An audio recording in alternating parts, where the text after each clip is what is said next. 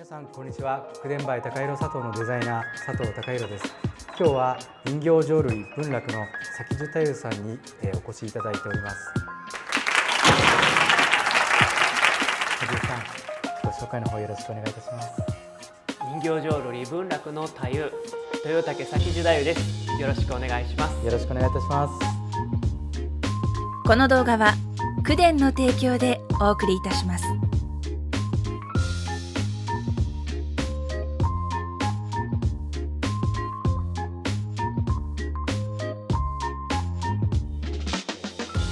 僕らが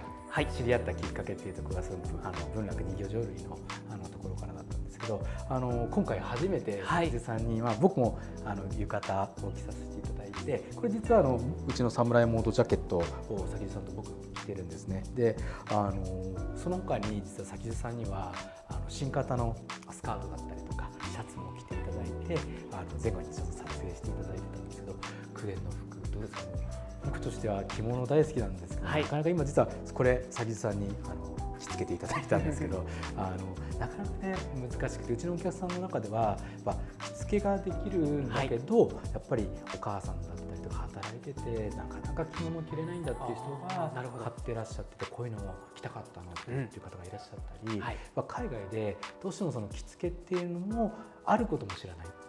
着物っていうのは着れるよ、いや着れるっていうのは本当は気持ち的に着れるのであって、実際のテクニックも知らない方が多くて、でもそういう方がいやこれだったら着れるっていうのだったりとか、あと実はうちのお客さんにフランスのお客さんがいらっしゃってて、その方はそのヴィンテージの着物とかはやっぱフランスでも売ってたりとかするんですけど、日本人の女性って昔の人ってちっちゃいじゃないですか。だから海外の女性にヴィンテージがなかなかそうですよね。で着れなくてずっと悔しかったんだけど、このうちのジャケットなら着れるわっていうことで、実はその方も3着持ってらっしゃるんですよ。すごいですね。でしかも京都の旅行に着ていって「あんた褒められたわよ」すごいですね。これどこのって言われて「いや日本で僕だよ」って言われて、で本当に着物ライフをエンジョイしてるっていう風な本当に何だろう、そのために作ったんで記者で嬉しいなと思って、着物を本当に日常使いとして本当に所作として身についてる崎地さんから見て九伝の服ってどんな感じ？率直に聞いたけど緊張してきて着物というとやっぱりハードル高く思われがちだと思うんですよね。で私たちなんかは日常的に今浴衣姿で普段暮らしてますし、楽屋はずっと浴衣で生活してたりとか、着物を着る機会っていうのは相当に多い。かっこよかったです。ありがとうございます。もう着物ほとんど日常生活の中に着物がある人間ですので、そういう人間からするとこの着物っていうのはやっぱり日本人がもともと着ていた服装で、とある物語でその着物っていうのはスーツのようだって言っている物語があって、これしっくりくるなと思ったんですけど、フォーマルからカジュアルまで、浴衣なんかはすごくカジュアルな格好ですし、フォーマルな格好になるとその昔の人は家紋っていうものがありましたから、そういうものを入れた黒紋付きというものを着て袴履いて、男性だったらで羽織だったり、武士とかになると肩衣をつけたりするわけですが、そういうところまできっちりした服装までなので、そのタキシードに相当する服装ですね、そういうところまですごい汎用性が高いやっぱり文化だと思うんですよね。もともとね、そら町人が生活している服装だったわけなので、なのでその現代その着付けでたくさんいろんなこのハードルが高いようなこともあるとは思うんですけれど、なんでしょうね、本来は結構気軽に着ていただけるものであってほしいなと思ってたんです。僕もおっしゃる通りだと思いますね。でなかなかそういうものがないと。で普段街に着ていくにしてもなかなか自分でも着られないという方も多いでしょうし、帯一つ結ぶのも昔はやっぱり生活の中にあったものなので、もう当たり前のことだったのがやっぱりその明治維新後だんだん服装が変わってきて、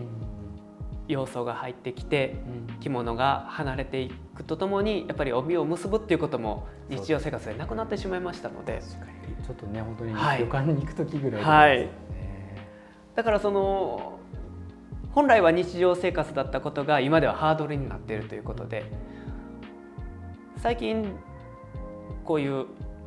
カジュアルな着物っていうんですかね、このだんだんちょっとずつ出てますね。はい、ちょっとずつ出てますけれども、今日着させていただいてすごく体に馴染むんですよね。ありがとうございます。パターンなんか今本当に先出さんのお話でちょっと思ってたのが、やっぱりその最初の僕の公田の服の着物風ですけれど、それでその伝統的な着物を着る勇気だったりとか、きっかけだったりになってもらえたらいいなと思ってて、なんかやっぱ洋服なんだけど着物の、今回スカートだったりきっかけだったりとか、例えば本当にこういうところも実は普通着物風だとここ取っちゃうんですよ、現代であると。そうですね、これ残してないの多いですね。いやこれの方が嬉しいない方が実は動きやすかったりとかですね、実はデザイナーでいうと値段が下げられるんですよ。そうなんですか。生地が要はなるほど、減らしたりとか、そもそものここ実はここがやっぱり縫製すごく難しかった、垂れが出ちゃったんですね。やっぱり違う布をこうやって縫い合わせてるので、こうやって日本の縫製技術がすごいからできることがあったりとか、あるんですけど残してる。なぜかというとやっぱりその着物の元々の良さっていうのに知ってもらうきっかけの服かなと、それが嬉しくって、よく着物風のいろんなものが最近出てるのを見てると、それこそさっき言ってた、袖がこのないとか、着物ってもともと平置きにして畳めるものだったので、そういうところから出発しているものなので、袖があると嬉しいですね。いや僕もこれはなんで取らないんですかって言われるんですけど、取りたくなかった。ただやっぱり現代の気候がちょっと変わったりしてるので、あとうちのお客さんも暑い国の人がいるんです。なので実はこの宮津口なんかも男性のね着物がなかったりするんですけれども、わざとこう開けて現代に合わせてみたりとか、あとはちょっと着物はその T 字型のそうですね、やっこだこさっき言ったみたいに平で畳めるものなので、直線で全部作られてるんです、着物って。なのでその着た時にごわっとすることが多いですね。こうちょっと今パターンをちょっと僕も1年勉強して着物をいろいろ研究して作ってこう型落ちをするような、例えば本当にこれを1本脱いでしまうだけで、これ今普通の浴衣なんですけども、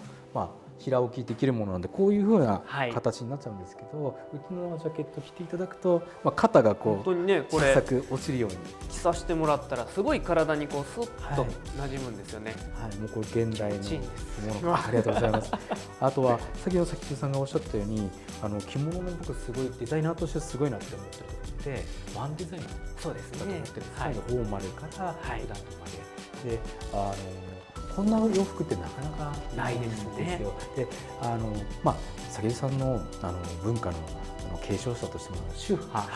あって、やっぱり現代の現代の生活に合った着物があっても僕はいいんじゃないかな全くいいと思います思って願いを込めてこれ作ったんで、崎さんに褒められるのもめっちゃ嬉しいです。あとやっぱり似合うな。ありがとうございます。思ってました。着物着てる人間からするとやっぱりこの着物という文化自体がなくなってしまうのが一番怖いことではあるので、もともと日本人がもう洋服着るようになったらこの150年ぐらいの話ですから、ずっと1000年2000年ずっと着てきたものですから、やっぱりなくなってほしくないけれど、着物自体もその室町時代ぐらいからずっとアップデートを重ねて、時代時代で全然形が違うんですよね、これもまた。なので今こういろんなルールがあるというふうに思われている着物なんですけど、これも言えばこの江戸末期から明治時代ぐらいに作られて、昭和の時にちょっとこう着物ブームがあった時に作られたなんでしょうね、高尚なルールみたいなものがあるんですけど、こういうのは守りつつ着物文化としてやっぱり浸透していくためには時代に沿ったアップデートが必要だと思ってます。だからこういうパターンのこの型がスッとこう馴染む形であるとか、もう今日本はねもう暑い気候になってきてますからここは空いていったので別に構わないと僕は思うんですよね。だからその元々のルールに沿ったら男性は空いてたらあかんものだという概念に陥りがちですけれど、やっぱりこの着物という文化が現代にどういうふうに沿っていくかということを考えると、やっぱりその時の生活スタイルに合ったアップデートの仕方をしているというのはすごく嬉しいです。ありがとうございます。なんか僕も着物大好きで、でも僕あんまり着れないんですよ。で悩みからで母の形見見て思い出して、やっぱ一緒に悩んでる人がいるっていうのと、やっぱり関さんとかも僕も、ね、介護をやられたりとか、やっぱねその着たい思いはあるけれど、着れるからこそ一手間がちょっと今はできない。そうですね。なんだろうな、よく着付けのテクニックのことをこうしたら簡単に着れるよっていう話ではまたちょっと違って、そうですね、気持ちの問題だったりするときに、なんかそれだけでもこれ一着羽織ったときに僕すごく勇気が出たんですよ。で、なんでしょうね、本当先ほどさんおっしゃったように TPO さえ間違えなければ、もっと自由に本当にそうだと思い楽しんでいただきたい。だからどっちも学びたいですね。例えば今度先ほどさんともいろいろとお友達になったんで、先ほどさんのなんでしょう、演目をみんなで着物を着て見に行こう会をやりたいねなんて話してるんですけど、そこでは例えばもちろんフォーマルにきちんとやっていただいて、でもその終わった後にねもう少しカジュアルにやるっていうのは、なんかそういう楽しむっていうことがまず何よりも大事かなって聞いて思いました。ありがとうございます。じゃあ最後なんですけども、先ほどさん今若くしてその太夫の道を歩まれて、今後のその夢だったりとか、もちろんご自身の夢でも構いませんし、その、人形浄瑠璃の未来ということで、何かちょっと思いを聞かせてください。先ほどの話から少し似通った話になりますけれど、人形浄瑠璃文楽というこの芸能の培ってきたもの、先ほどの話の江戸時代の元禄時代ぐらいからずっと引き継いで、それぞれ指定で受け継いできたものが今でもやられているわけですけれども、やっぱり未来今後100年200年残らなければ意味がないと思うので、まず残したいということと、でそれに伴って新作とかも今でもやってるんですけど、そういう新作がいくつもある中で何か一つが次の100年見た時に古典になっているっていう、そういう未来を残したいというふうに思います。もしかするとじゃあ新作聞けることがこれから待ってていいですね。先十さん新作の、本をお待ちしています。私やっぱりそういうふうに着物の話と一緒で、文化自体を残すことにその古いものに固執するわけではないですけれど、古いものだけを見るわけではなくて、現代の人たちのこの視点に合ったものを作って、それが未来から見たらこの当時の現代のものだった、未来から見たら古典になるっていう、そういうものを残したいです。砂丘さんのお話を聞いてると、なんかやっぱすごくご自身が楽しもうって思う、パワーをすごく感じて、で、やっぱりお客さんにも楽しんでもらいたいっていう、なんかよく絵を描かれたりとか、いろいろ紹介されたりしてて思うんですけど、なんかやっぱり今の時代の人たちが楽しむものと100年前のものは違うんだから、良さを残し、お作法を残し、今の人が楽しめる、その人形浄瑠璃っていうのを本当にそうだと思います。なんか極めていきたいみたいな、そんな思いはすごくひしひしと感じてて、いや新作見たいっすみたいな思っております。なので昔その当時やった時には今の人と違うところで笑ったり泣いてたりしたかもしれない。そうですよね。で違うところで共感したかもしれないんですけれど、それがずっと残っているっていうことは、その物語の中にその時代時代に別の視点で見ても共感できる部分がある。普遍的なものってことですね。この普遍っていうものはやっぱりその時代時代でアップデートされても同じこの塊の中にどこかこの拾い上げられるものがあるという、これが普遍だと思うので、今の人たちに自分がやっている古典のものを伝える時でも今の人たちが見た時にどこに共感していただけるかなということを頭に置いてあらすじを紹介させていただいたりとか、趣味のイラストで描く時にそこをフィーチャーしたりとかそういうふうなことをしています。はい、さっき本を見させていただいたんですけどそこにもいろいろ書かれたりとかしてて多分今みたいな思いを持ってどこがどう演じたらっていうところを思いながら、多分練習を、積み重ねていらっしゃるのかなと思いました。今日は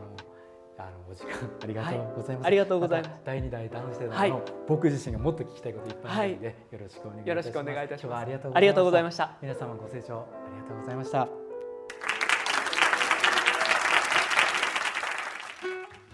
各種 SNS は概要欄をチェック。